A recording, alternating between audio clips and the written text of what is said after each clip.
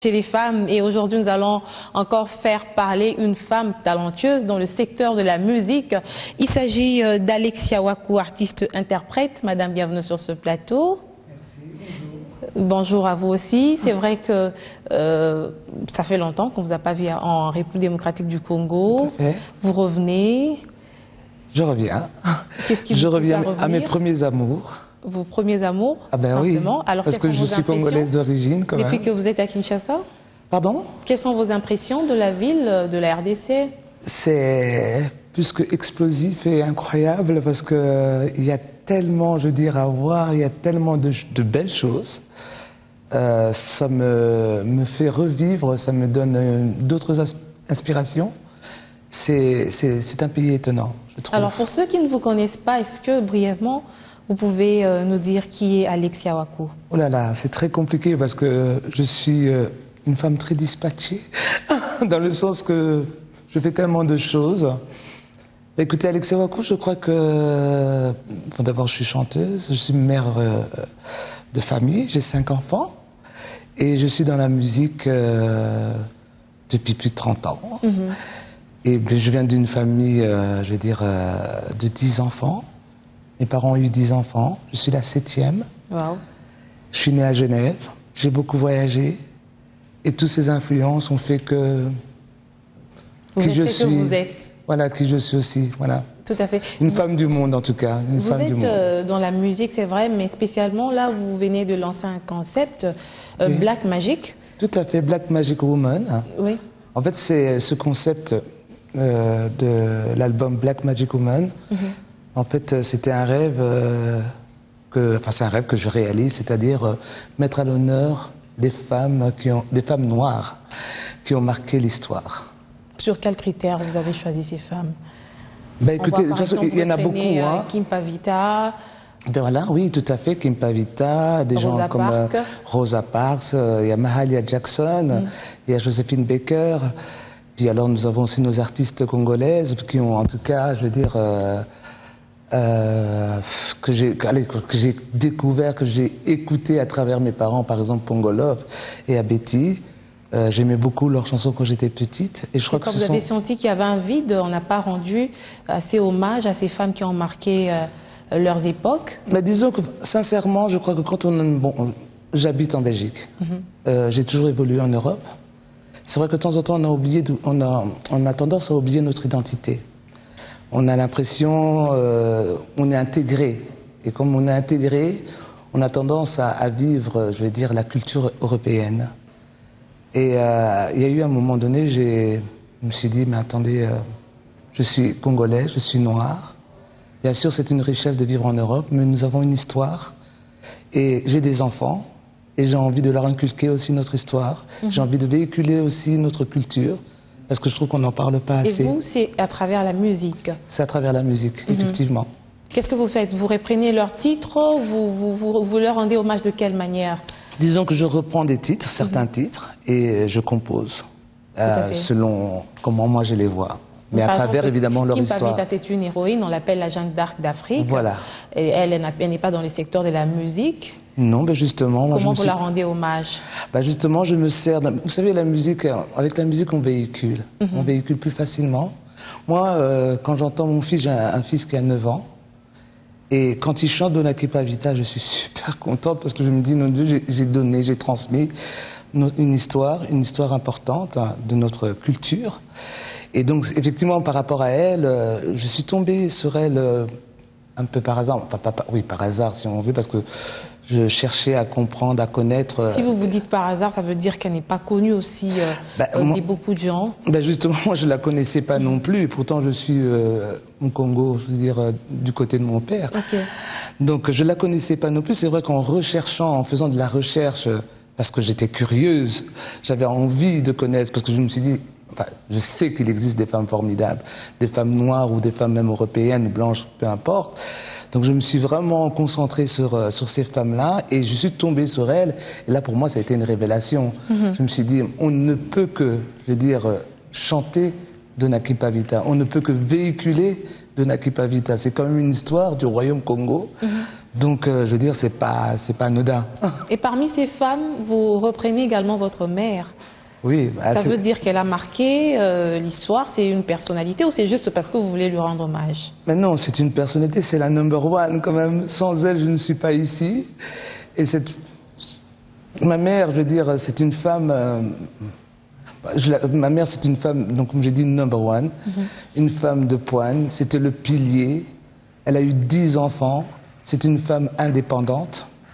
Hein, donc nous... À partir d'elle, on a appris, je veux dire, à être indépendante aussi, à ce que nous soyons des femmes indépendantes. À travers elle, on a appris, je veux dire, c'est que c'était la responsabilité, hein, l'amour, l'affection, le travail, l'honnêteté. Ça veut dire que les femmes ont un grand rôle à jouer au sein de la famille. Tout à fait. Nous sommes le pilier de la famille.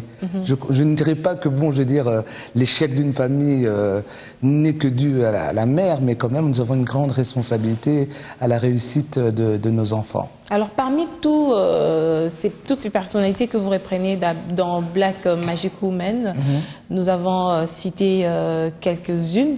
Oui. Qui est-ce que vous n'avez pas repris, que vous considérez que c'est quand même une Black Magic Woman? Oui, par exemple, Winnie Mandela. Winnie Mandela, c'est une femme, je suis fan. Je trouve que c'est une femme, c'est un leader, c'est une femme de vision, une femme plus qu'extraordinaire, de courage incroyable. Donc j'ai beaucoup d'admiration pour Winnie Mandela. Alors moi j'ai une petite anecdote, je vous découvre sur B1 Télévision, un clip en exclusivité, oui. Lilo Bayanzambe, et je me dis, tiens, cette dame, quelle voix, quelle puissance. Vous êtes engagé dans le gospel, parce que c'est quand même du gospel que vous avez fait là. Alors que, en voulant vous découvrir, on me raconte, on me dit que vous aviez à l'époque chanté avec... le feu King Esther. Tout à fait. Vous avez quand même marqué aussi à votre époque. Mais là, vous revenez dans le gospel. Êtes-vous engagé dans le gospel chrétien, j'ajoute? Ben écoutez, je suis chrétienne. Hein, j'ai eu une éducation chrétienne.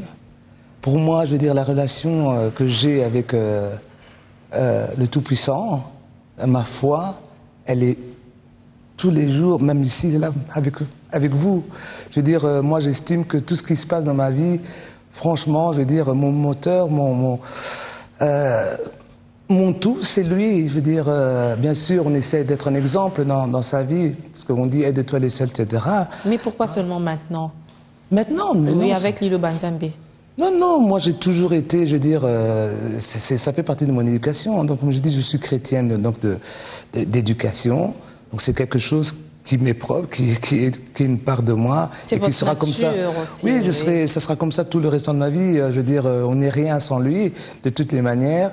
Et voilà, je veux dire, donc Lilo Banzambe, c'est vrai que j'ai beaucoup chanté, hein, j'ai beaucoup chanté pour le gospel, comme pour, je veux dire, le jazz, la soul, la variété en général.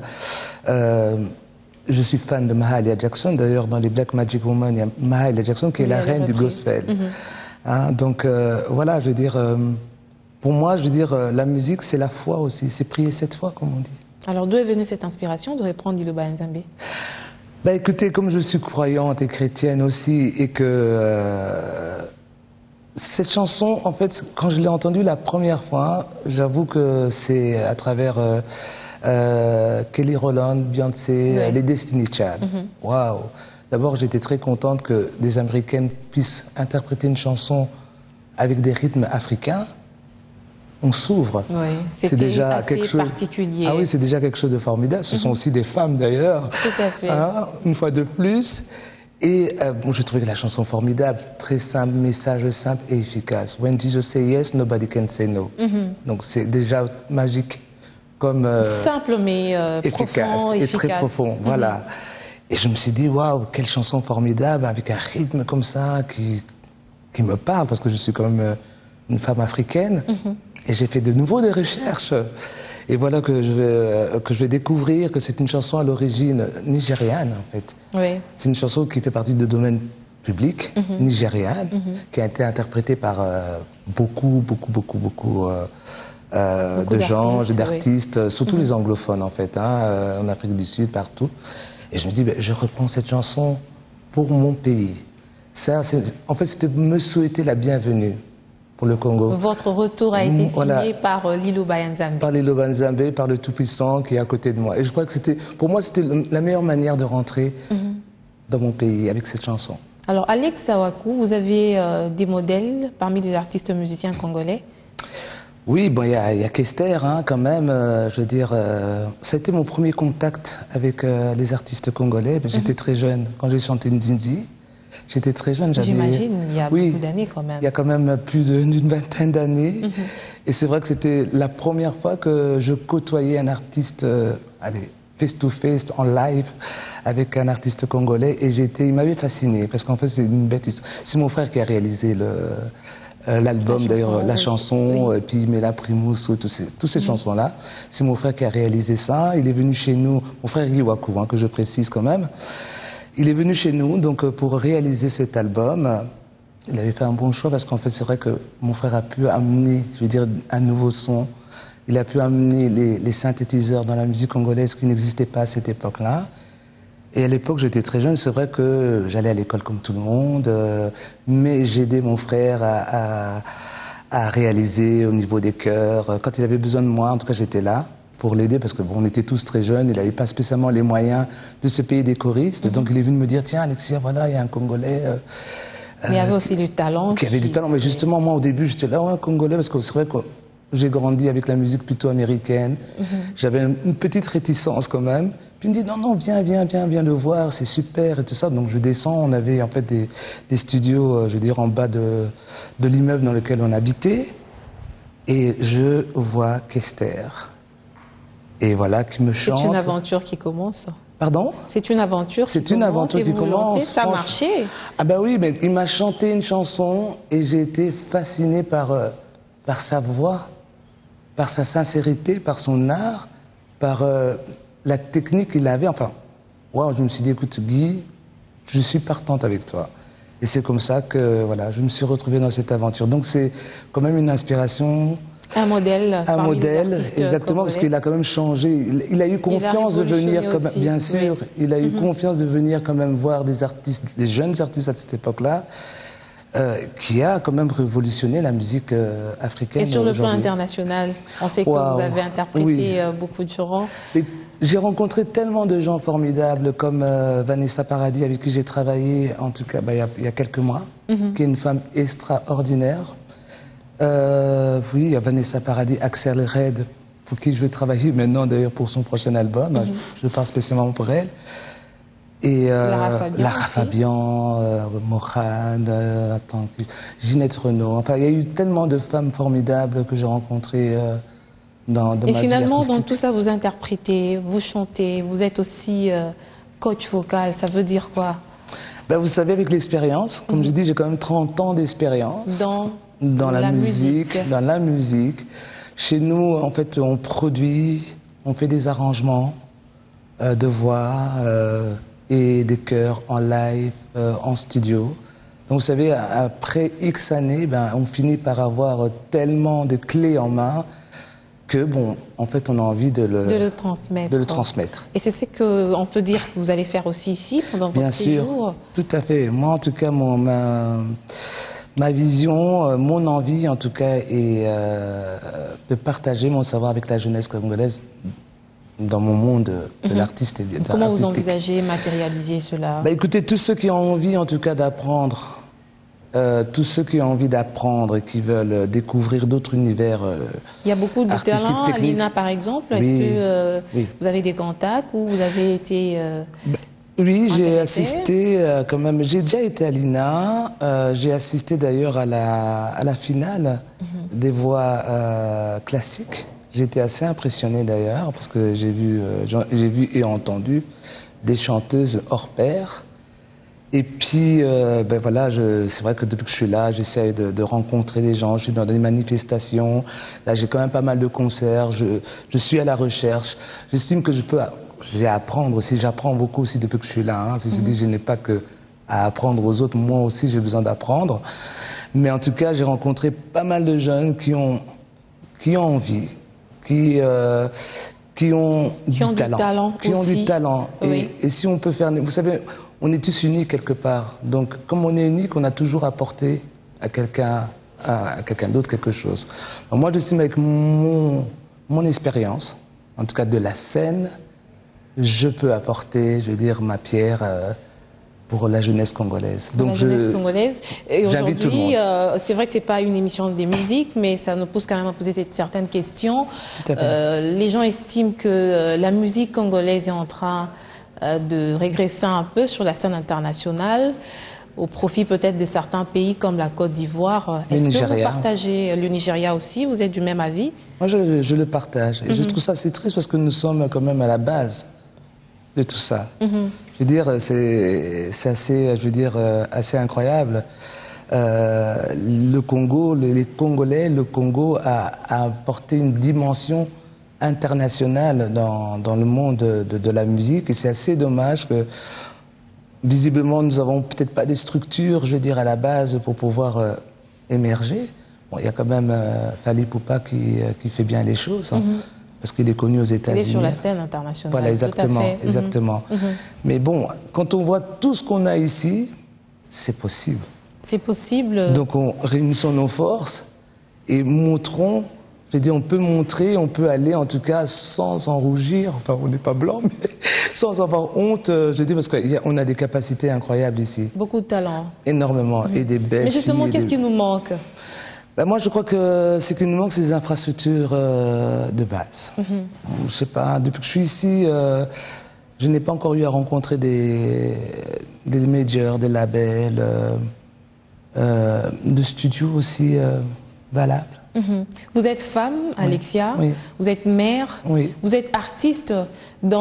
Sous votre casquette d'artiste, vous avez aussi beaucoup d'autres sous-casquettes, je peux les appeler ainsi, oui. Parce que vous interprétez, vous êtes coach vocal, vous avez beaucoup d'expérience dans ce secteur. Mais c'est ça, être une femme, on sait faire plusieurs choses à la fois. Vous me répondez avant même que je ne puisse poser la question. Comment vous créez finalement l'équilibre en étant femme, ça, mais c'est ça mon équilibre. C'est quoi votre secret, Alexia? Je crois que c'est justement toutes ces casquettes qui fait mon équilibre. Je crois que si je devais me concentrer seulement sur une chose qui est un peu... On considère que vous restiez seulement ménagère sans l'effet d'être artiste. Waouh, je crois que je serais malheureuse. Je ne sais pas, non, c'est impossible.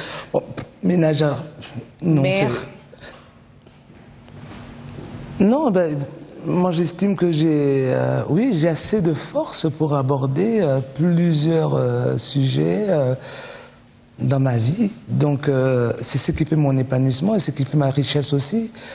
Vous savez, on ne peut pas cantonner une personne seulement dans une direction. C'est une manière d'être pauvre. Et je crois que c'est ça de nouveau qui fait finalement. Oui, c'est ça de nouveau qui fait la force de la femme, la richesse de la femme, parce qu'on sait faire plusieurs choses à la fois. Mais il faudrait se découvrir. Par moments, c'est ce qui nous manque, nous femmes. On est éparpillés, soit on est récoquillés en soi, on ne sait pas ce qu'on doit faire, on ne sait pas par où commencer. Qu'est-ce qu'il faut faire pendant ce temps-là où on se recherche, où on ne sait pas découvrir les talents qu'on a en soi? Écoutez, moi je crois que c'est vrai qu'il faut oser. Il faut oser. Il ne faut pas, je veux dire, cette manière entre guillemets qu'on a à dire que la femme doit rester soumise. C'est plus possible. Je dirais, dans notre société actuelle économique, c'est plus possible. On a besoin de tous les mains. C'est quoi? C'est plus possible d'être femme soumise? Non. C'est une qualité. C'est une des casquettes. Ça dépend de ce que vous appelez soumission. Oui, soumission. Comme on dit, en soumission, mais la soumission, c'est toujours un partage. Vous savez, vous êtes soumission de quelque chose aussi. Hein. On est toujours en soumission. On est en soumission par rapport à nos enfants. Parce qu'on a une mission par rapport à nos enfants. Oui. On a une mission par rapport à son mari. On a une mission aussi par rapport à la société.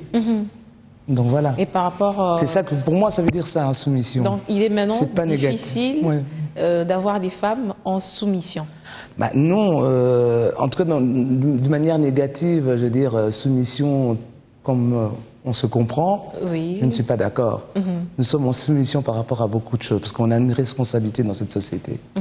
Et ça, les femmes doivent comprendre ça, qu'on a des responsabilités, qu'on a la force et qu'on a la capacité de les réaliser. Finalement, qu'est-ce qui vous plaît chez les femmes? Parce que c'est vrai qu'on a beaucoup d'artistes musiciennes femmes qui ne sont pas peut-être revenues pour rendre hommage à leur père, mais vous y revenez avec beaucoup de passion, avec un concept qui très clairement rend hommage à ces personnalités féminines qui ont marqué pendant leur époque. C'est quoi qui vous plaît en étant femme? Justement, en fait, nous avons une force, je veux dire, ça ne va pas faire plaisir à certains hommes. Allez-y. Sincèrement, moi j'ai l'impression qu'on est un peu au-dessus, je veux dire, oh mon God, on va me fusiller par... Non, allez-y. Hein. Non, moi je crois vraiment sincèrement qu'on a une force, on est un peu plus au-dessus, on est au-dessus, je veux dire quand même, alors qu'on de nos enfants, on hommes. nous considère des êtres très faibles. Pardon? On nous considère des êtres très faibles. Bah oui, on nous considère comme des êtres très faibles, mais c'est pas le cas. D'ailleurs, de toute façon, ces hommes sont là aussi grâce à nous. Nous sommes déjà à la base de la naissance, on donne vie. Hein? Donc, automatiquement, si on fait un calcul, on est quand même au-dessus. Moi, j'ai des fils, j'ai deux garçons. Ben, je me considère, je veux dire, c'est moi qui leur ai donné la vie. Donc, cette personne qui donne la vie a quand même un rôle et une importance capitale, je crois. Alors, comment vous faites pendant vos moments d'inspiration?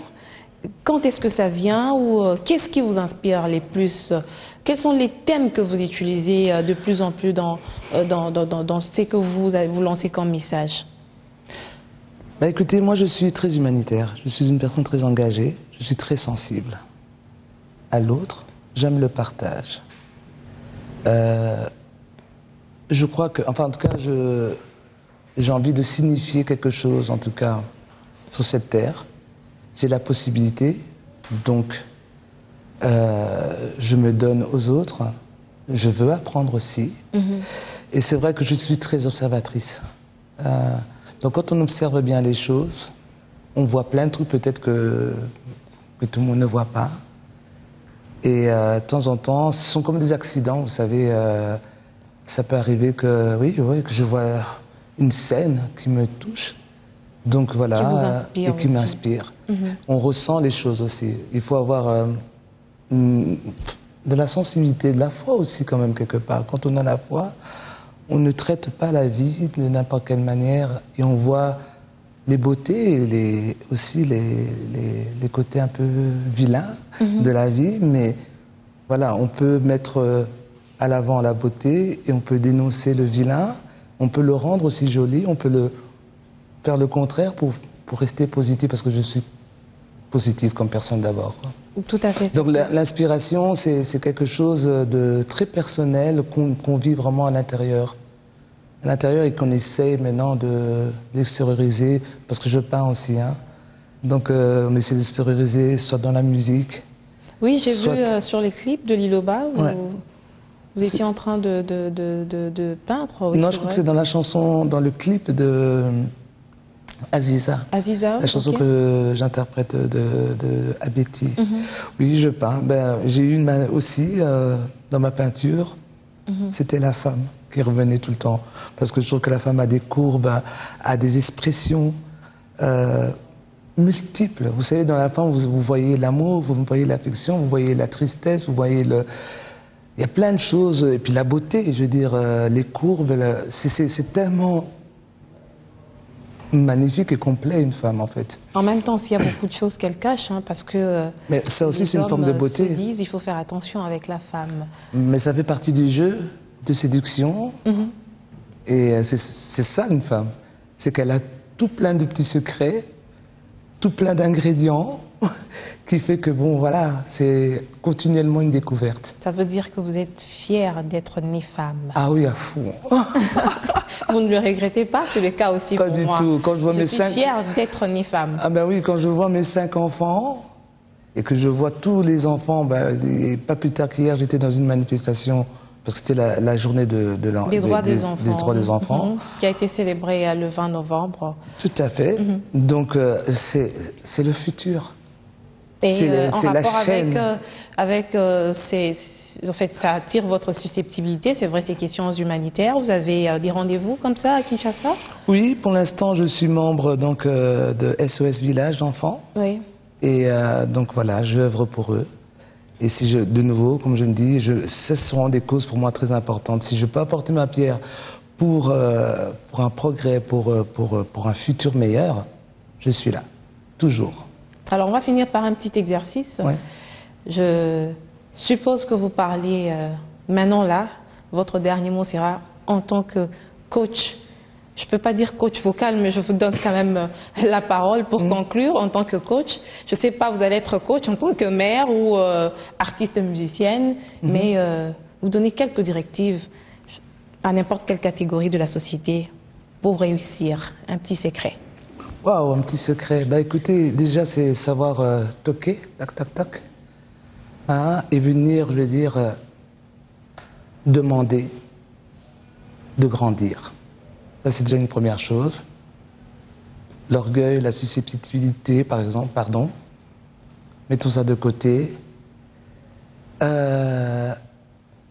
Voilà, c'est une question très compliquée en fait, hein, parce qu'il y a tellement de choses, je veux dire, ça dépend dans quoi, enfin, dans quel secteur. Choisissez dans le un secteur. Je reste dans mon secteur de la musique. Tout à fait. Hein, on y va. Bah, écoutez, moi, en tout cas, ça c'est particulièrement pour les jeunes. Hein, c'est de créer, de rêver, voilà, rêver. Rêver. Parce que le rêve, c'est l'imagination. L'imagination vous permet de voir un monde meilleur. Et de le réaliser, donc le rendre... Le matérialiser. Voilà, le rendre vivant. Voilà, surtout rêver. Parce qu'avec le rêve, on peut faire des grandes choses. Alexia Waku, c'était un réel plaisir de vous avoir sur ce plateau. Ben, en tout cas, vous êtes aussi une Black Magic Woman. Vous êtes aussi un exemple. Merci. De Black Magic Woman. Magic parce que vous transformez, je veux dire, la société avec ce que vous faites. Merci, avec beaucoup de plaisir et courage à vous par rapport à toutes ces initiatives qui mettent en exergue tous ces talents que nous avons eus et qui doivent en principe nous servir de modèle, bien que par moments ces grandes dames passent inaperçues. Mais je crois que la musique transmet facilement les messages et nos générations et les générations futures auront quand même à capter un message par rapport à ce que vous allez faire et que vous faites déjà. Et nous vous disons bonne chance. Hein.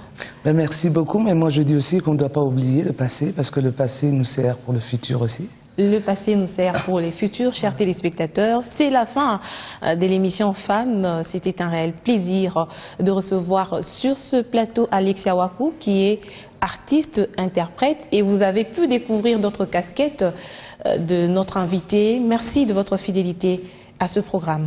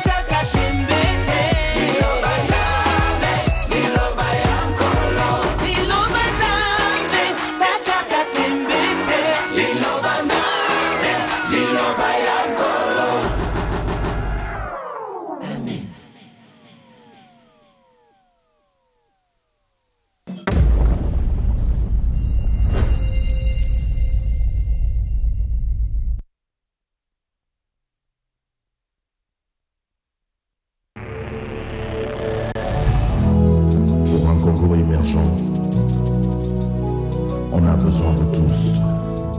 4 ans déjà depuis que le concept Bisso existe. Ça nous a permis d'échanger avec d'autres esprits qui réfléchissaient dans la même dynamique de valorisation du local.